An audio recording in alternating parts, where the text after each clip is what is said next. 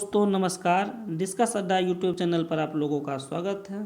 दोस्तों आज हम फिर 25 क्वेश्चन का प्रैक्टिस सेट लेकर आए हैं। जो प्रैक्टिस सेट जो है स्टेट पीसीएस और दरोगा के एग्ज़ाम से रिलेटेड क्वेश्चन, सारे इंपॉर्टेंट क्वेश्चन को इकट्ठा किया गया है। दोस्तों आप इस प्रैक्टिस सेट को हमारे साथ कीजिए और कमेंट बॉक्स में बताइए कि किन दोस्तों का कितना सही हो रहा है। दोस्तों यह वीडियो आपको अच्छा लग रहा है तो वीडियो को लाइक कीजिए, कमेंट कीजिए और चैनल पर आप लोग नहीं है तो चैनल को सब्सक्राइब कर लीजिए। चलिए शुरू करते हैं आज की क्लास यहीं से। आइए देखते हैं क्वेश्चन नंबर 1। भारत के मध्यकालीन इतिहास में लौह एवं रक्त नीति किससे संबंधित है? लौह एवं रक्त नीति संबंधित जो है ये गयासुद्दीन बलबन से है। गयासुद्दीन बलबन जो था वो दिल्ली सल्तनत में ही गुलाम वंश का एक शासक था। तो मेरा राइट आंसर हो जाएगा ऑप्शन बी बलबन। यह जो था बहुत ही न्यायप्रिय शासक था। यह लौह एवं रक्त नीति अपनाया और इसका जो कार्यकाल था वो 1266 से लेकर 1286 तक इसका कार्यकाल था। तो मेरा राइट आंसर हो जाएगा ऑप्शन बी गयासुद्दीन बलबन। आइए देखते हैं हम नेक्स्ट क्वेश्चन। Question number 2। सर्वप्रथम भारत पर होने वाले हुन आक्रमण की जानकारी मिलती है। तो भारत पर होने वाले हुन आक्रमण की जानकारी जो है ये भीतरी स्तंभ लेख से मिलती है। भीतरी स्तंभ लेख जो है ये उत्तर प्रदेश के गाजीपुर जिला में स्थित है। भीतरी स्तंभ लेख, और इस समय के जो राजा थे, इससे भीतरी अभिलेख से संबंधित राजा जो है ये स्कंदगुप्त थे। स्कंदगुप्त। तो मेरा राइट आंसर हो जाएगा ऑप्शन सी। आइए देखते हैं हम नेक्स्ट क्वेश्चन। Question number 3। निम्नलिखित युग्मों में से कौन सुमेलित नहीं है? तो इसमें देखना है कौन सुमेलित नहीं है। तवांग मठ अरुणाचल प्रदेश बिल्कुल सही है। बोधिमंडा मठ बिहार बिल्कुल सही है। मोडरलिंग मठ उत्तराखंड एकदम बिल्कुल सही है। ऑप्शन बी जो है न्यामग्याल मठ सिक्किम, ये गलत है। ये न्यामग्याल मठ जो है ये धर्मशाला हिमाचल प्रदेश में पड़ता है। तो मेरा राइट आंसर हो जाएगा ऑप्शन बी। आइए देखते हैं नेक्स्ट क्वेश्चन। Question number 4। निम्नलिखित में से किस सिख गुरु ने विद्रोही राजकुमार खुसरो की सहायता की थी? तो विद्रोही राजकुमार खुसरो की सहायता जो है सिख के 5वें गुरु अर्जुन देव ने किया था, जिससे जहांगीर जो था बहुत ही नाराज हो गया और गुरु अर्जुन देव को मृत्युदंड की सजा सुना दी, जिसमें मुगलों और सिखों में भेदभाव हो गया। तो इस तरह से मेरा राइट आंसर हो जाएगा ऑप्शन ए। आइए देखते हैं हम नेक्स्ट क्वेश्चन। Question number 5। प्राचीन भारतीय इतिहास के विषय में जानकारी मुख्यतः किन स्रोतों से प्राप्त होती है? तो प्राचीन भारतीय इतिहास में जानकारी प्राप्त करने के 4 स्रोत हैं। तो 4 स्रोत कौन कौन है? पहले तो हम जानते हैं धर्म ग्रंथ से, उसके बाद ऐतिहासिक ग्रंथ से जानते हैं, उसके बाद हम जानते हैं विदेशियों का विवरण से, और उसके बाद पुरातात्विक संबंधित साक्ष्य से जानते हैं। तो इस तरह से मेरा राइट आंसर जो हो जाएगा वो ऑप्शन डी 1, 2, 3 हो जाएगा। तो मेरा राइट आंसर हो जाएगा ऑप्शन डी। आइए देखते हैं नेक्स्ट क्वेश्चन। Question number 6। गदर पार्टी की स्थापना निम्नलिखित में से किसने किया? तो गदर पार्टी की स्थापना जो है ये लाला हरदयाल ने किया था सैन फ्रांसिस्को में। तो मेरा राइट आंसर हो जाएगा ऑप्शन सी लाला हरदयाल। आइए देखते हैं नेक्स्ट क्वेश्चन। Question number 7। बेदरा का युद्ध निम्नलिखित में से किसके साथ हुआ था? तो बेदरा का युद्ध जो है यह अंग्रेज एवं डचों के बीच हुआ था। अंग्रेज ने डचों को बुरी तरह पराजित कर दिया था।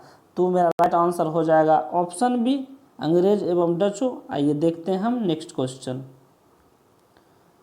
Question number 8। काली घाट शैली निम्नलिखित में से किस राज्य से संबंधित है? तो काली घाट शैली जो है ये पश्चिम बंगाल से संबंधित है। काली घाट शैली। तो मेरा राइट आंसर हो जाएगा ऑप्शन बी पश्चिम बंगाल। आइए देखते हैं हम नेक्स्ट क्वेश्चन। Question number 9। निम्नलिखित में से कौन सुमेलित नहीं है? फिर इसमें चेक करना कौन सुमेलित नहीं है। इसमें जो विश्रामपुर जो है, विश्रामपुर कोयला के लिए प्रसिद्ध है विश्रामपुर, और यूरेनियम जो है लिखा है यूरेनियम, झारखंड के जादूगौरा में यूरेनियम प्रसिद्ध है। तो मेरा राइट आंसर हो जाएगा ऑप्शन सी। आइए देखते हैं नेक्स्ट क्वेश्चन। Question number 10। निम्नलिखित में से किस नदी का उद्गम भूमध्य रेखा के समीप होता है? तो भूमध्य रेखा के समीप जो उद्गम है ये नील नदी का उद्गम भूमध्य रेखा के समीप है। तो मेरा राइट आंसर हो जाएगा ऑप्शन सी नील नदी। नील नदी जो है यह विश्व की सबसे बड़ी नदी, लंबी नदी है नील नदी।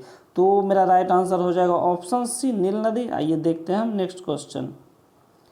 क्वेश्चन नंबर 11, सिंधु नदी की कौन सी सहायक नदी मानसरोवर झील से निकलती है? तो सिंधु नदी की सहायक नदी जो मानसरोवर झील से निकलती है सतलज नदी है।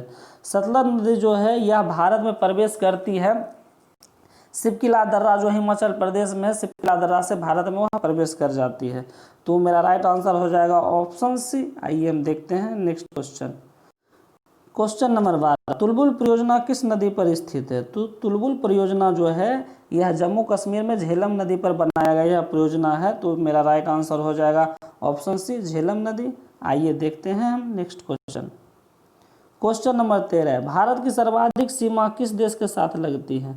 तो भारत की सर्वाधिक सीमा जो है यह लगती है बांग्लादेश के साथ, 4096 किलोमीटर बांग्लादेश के साथ लगती है। और पाकिस्तान के साथ जो है पाकिस्तान के साथ लगती है 3323 किलोमीटर पाकिस्तान के साथ, और चीन के साथ 3488 के आसपास। तो मेरा राइट आंसर हो जाएगा ऑप्शन सी। आइए देखते हैं हम नेक्स्ट क्वेश्चन। क्वेश्चन नंबर 14, भारतीय संविधान द्वारा दिए गए निम्नलिखित मौलिक अधिकारों के कारण गैर अनुदान अल्पसंख्यक संस्थानों को आरटीआई अधिनियम के दायरे से बाहर रखा गया है। तो यह अनुच्छेद 30 में अनुच्छेद 30 के क में यह प्रावधान किया गया है कि किसी भी अल्पसंख्यक को शिक्षण संस्थान खोलने के लिए सरकार अधिकार देती है और इसे धन देने में भी कोई कमी नहीं करती है। तो मेरा राइट आंसर हो जाएगा ऑप्शन डी अनुच्छेद 30 के क। आइए देखते हैं हम next question. Question number 15, Bharat के निर्वाचन आयोग के चुनाव से कौन सा चुनाव संबंधित नहीं है? तो यह जो होती है राज्य की पंचायतें और नगर पालिका के चुनाव जो होती है यह चुनाव आयोग नहीं कराती है। तो मेरा राइट आंसर हो जाएगा ऑप्शन सी। आइए देखते हैं हम नेक्स्ट क्वेश्चन। क्वेश्चन नंबर 16, संविधान का अनुच्छेद 127 किससे संबंधित है? तो संविधान का अनुच्छेद 127 जो है यह राष्ट्रपति के अध्यादेश से संबंधित है। अनुच्छेद 127 में राष्ट्रपति के अध्यादेश की चर्चा है। आइए जानते हैं अध्यादेश क्या होता है। संसद का जब सत्र नहीं चल रहा होता है तो मान लीजिए उसी समय में कोई कानून बनाने की आवश्यकता हो जाती है, तो मंत्रिमंडल के सलाह पर राष्ट्रपति एक अस्थायी कानून बनाते हैं जिसे राष्ट्रपति का अध्यादेश कहा जाता है। यह कानून जो होता है यह कानून 6 माह के लिए बनता है। तो मेरा राइट आंसर हो जाएगा ऑप्शन ए। आइए देखते हैं हम next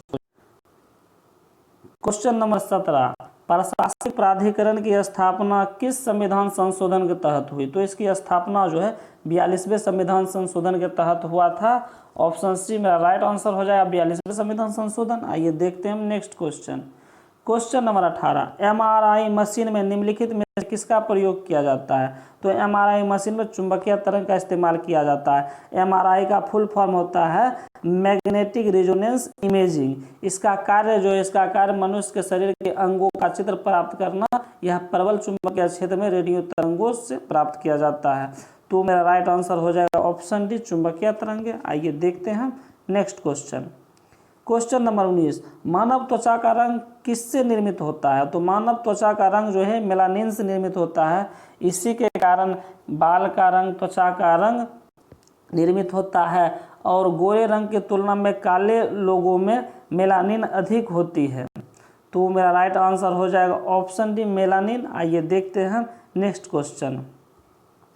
question number 20, plastic tape recorder पर लेपित पदार्थ क्या है? तो प्लास्टिक टेप रिकॉर्डर पर लेपित पदार्थ जो होता है वो फेरिक ऑक्साइड होता है, जिसे आयरन ऑक्साइड कहते हैं। तो मेरा राइट आंसर हो जाएगा option D iron oxide. Ferric oxide के उस पर जो है परत कटिंग की हुई रहती है। आइए देखते हैं हम नेक्स्ट क्वेश्चन। क्वेश्चन नंबर 21, शरीर की सबसे बड़ी ग्रंथि कौन है? तो शरीर की सबसे बड़ी ग्रंथि जो होती है वह यकृत होती है।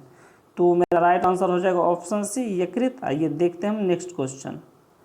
क्वेश्चन नंबर 22, मनुष्य में मादा जनन अंग से किस हार्मोन का स्राव होता है? तो मनुष्य के मादा जनन अंग से जो है रिलैक्सिन हार्मोन का स्राव होता है। ऑप्शन सी राइट आंसर हो जाएगा। आइए देखते हैं हम नेक्स्ट क्वेश्चन। क्वेश्चन नंबर 23, मनुष्य में ऐच्छिक गतियों का नियंत्रण किसके द्वारा होता है? मनुष्य के शरीर में ऐच्छिक गतियों का नियंत्रण जो होता है सेरिब्रम के द्वारा होता है। तो मेरा राइट आंसर हो जाएगा ऑप्शन ए सेरिब्रम। आइए देखते हैं next question. Question number 24, Bharat में पहला परमाणु ऊर्जा केंद्र कौन सा है? तो भारत में पहला परमाणु ऊर्जा केंद्र जो है यह तारापुर स्टेशन है। तारापुर जो है यह महाराष्ट्र में है, तारापुर मुंबई में, थाने जिला के पास है। तो मेरा राइट आंसर हो जाएगा ऑप्शन बी तारापुर। आइए देखते हैं हम नेक्स्ट क्वेश्चन। क्वेश्चन नंबर 25, यह इस सीरीज का लास्ट क्वेश्चन है। इस क्वेश्चन का जवाब आप लोग अपने कमेंट बॉक्स में दीजिए और बताइएगा यह प्रैक्टिस सेट आपको कैसा लग रहा है। अगर प्रैक्टिस सेट अच्छा लग रहा है तो इसको लाइक कीजिए, कमेंट कीजिए, और चैनल पर आप लोग नहीं है तो चैनल को सब्सक्राइब कीजिए। अपने अधिक से अधिक दोस्तों को इस चैनल से जुड़वाइए। तो चलिए इस क्वेश्चन को मैं पढ़ देता हूँ। क्वेश्चन नंबर 25, मोडम क्या है? इस क्वेश्चन का जवाब आप लोग जरूर दीजिएगा। चलिए आज की क्लास यहीं से खत्म होती है। Take care, bye bye.